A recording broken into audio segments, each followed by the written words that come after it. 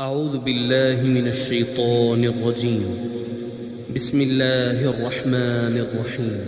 يا أيها المزمل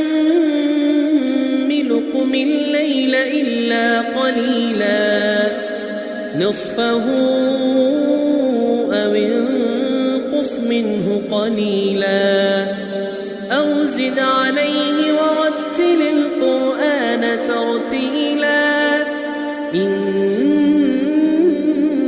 سنلقي عليك قولا ثقيلا إن ناشئة الليل هي أشد وطئا وأقوم قيلا إن لك في النهار سبحا طويلا واذكر اسم ربك